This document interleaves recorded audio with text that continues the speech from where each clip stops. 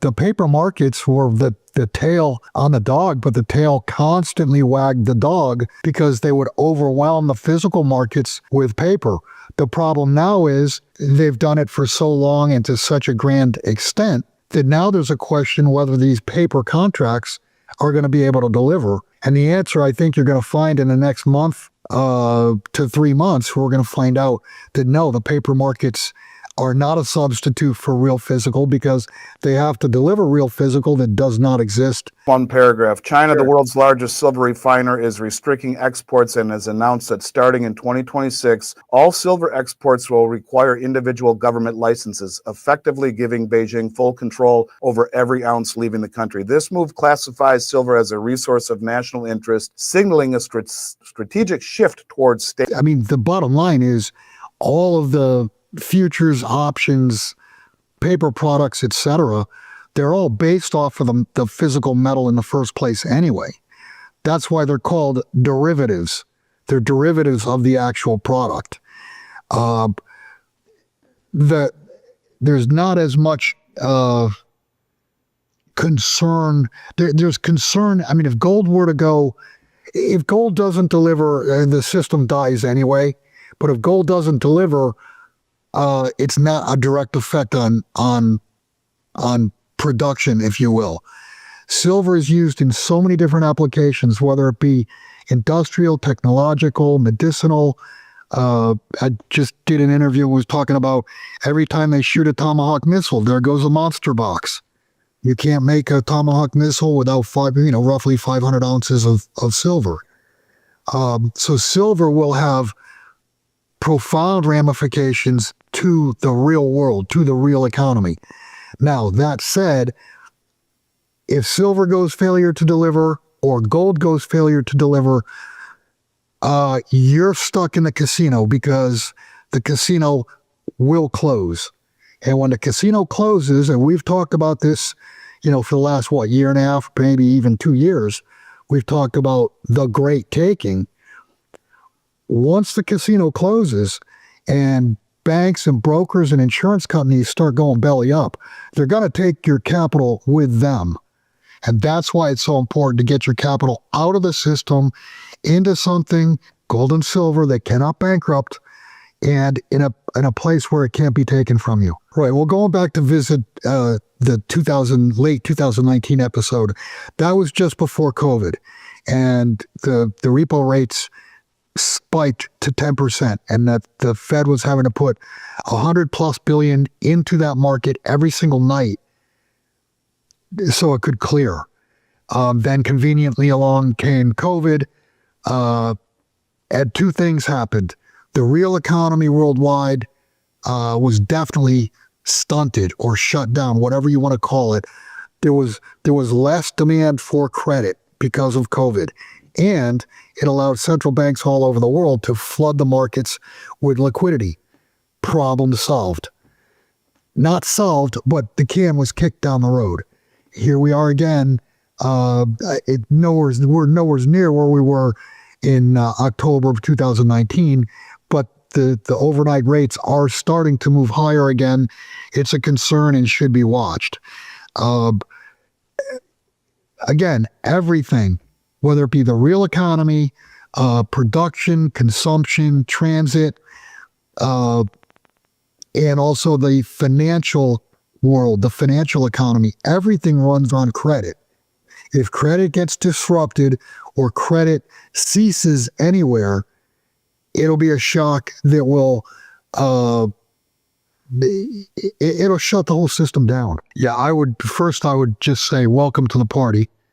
And next, I would say we have interest rates still at basically generational lows. I mean, we're not where we were 3 or 4 years ago. We're not at 0% rates, but rates are extremely low. There's no risk premium in interest rates at all. So brokers and banks, they understand that the likelihood long-term, 5 years, 10 years, longer than that, the likelihood is that rates are going to go higher, not lower. And they also understand that there's going to have to be another mass printing, whether they call it QE or not, it doesn't matter. But there's going to be another global mass printing. And the problem with that is that debases the currencies, and that lowers the value of the unbacked currencies. If the values are lower, then you got to give more of dollars or euros or yen or whatever for that same ounce of gold or the same ounce of silver. So I think they're looking at it pragmatically and saying, yeah, the day of buying and holding bonds is over, and that's why they're recommending half of that bond position be liquidated and put into. And it's interesting. I mentioned Mexico and Peru. The Chinese are going right to those miners and saying, we'll pay double what the West will. We want your doré, which are the crudely refined bars. We want your concentrate, which is the byproduct mining sludge. Right. And we'll pay double. We'll send it back and refine it ourselves. Now, this is coming from the second largest producer of silver on the planet.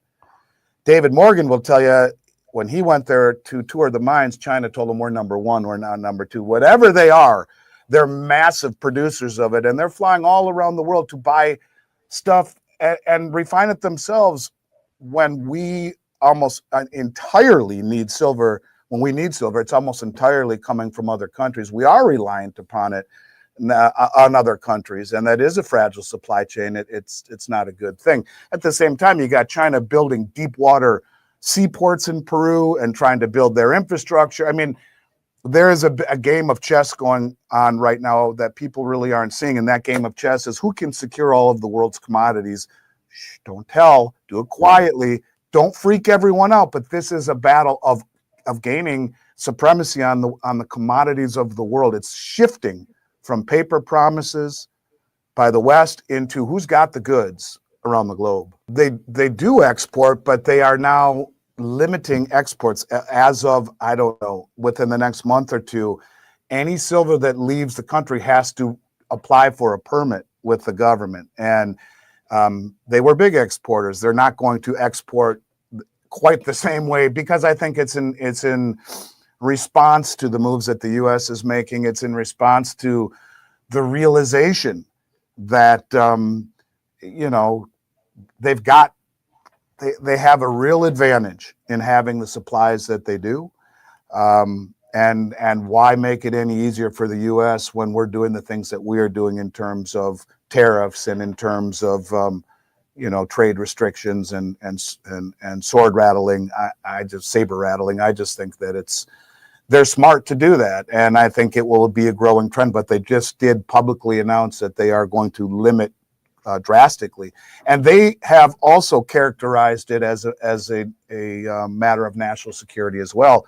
This is going to be a trend that you will see, a nationalistic trend, I think, as time goes on, as the prices go higher. China, the world's largest silver refiner, is restricting exports and has announced that starting in 2026, all silver exports will require individual government licenses, effectively giving Beijing full control over every ounce leaving the country. This move classifies silver as a resource of national interest, signaling a strategic shift towards state-managed supply.